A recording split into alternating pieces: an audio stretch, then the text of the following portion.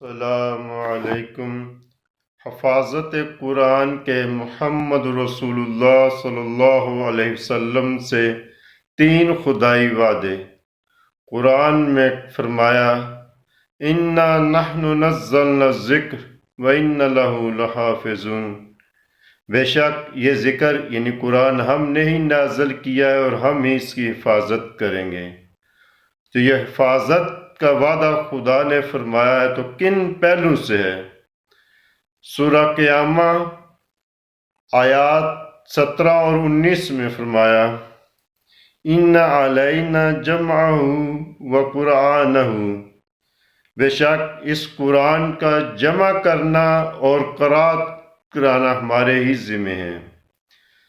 ثُمَّ إِنَّ عَلَيْنَا بَيَانَهُ، اور بے شک اس کا بیان کرنا بھی ہمارے ہی ذمہ ہے۔ یعنی 3 پہلو سے حفاظت خدا تعالیٰ نے قرآن کی ہے: جمع قرآن، قرات قرآن، بیان قرآن۔ یہ تو تھا پہلا مرحلہ۔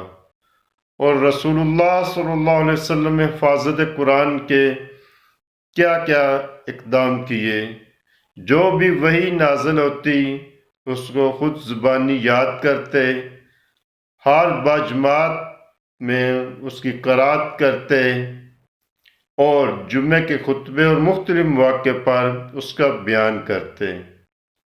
یہ تو تھا دوسرا مرحلہ۔ تیسرا مرحلہ ہے رسول اللہ صلی اللہ علیہ وسلم نے کاتبین وحی کی ایک صحابہ کی ایک جماعت تیار کی جو ہر وحی کو لکھتے، اور اس کے لیے رسول اللہ صلی اللہ علیہ وسلم نے اپنی نگرانی میں قرآن کا ایک نسخہ تیار کرایا جو مختلف پارچوں کی شکل میں تھا، نہ کہ ایک کتابی شکل میں۔ مسجد نبوی میں ایک صندوق میں وہ رہتا تھا۔ اور رسول اللہ صلی اللہ علیہ وسلم نے مختلف صحابہ کی ایک مکمل حفاظ صحابہ کی جماعت تیار کی قرآن کی۔ اور تیسرا مرحلہ انہوں نے صحابہ کی ایک مکمل جماعت تیار کی جو قرآن کی تفسیر اور بیان کرتے۔ واللہ اعلم۔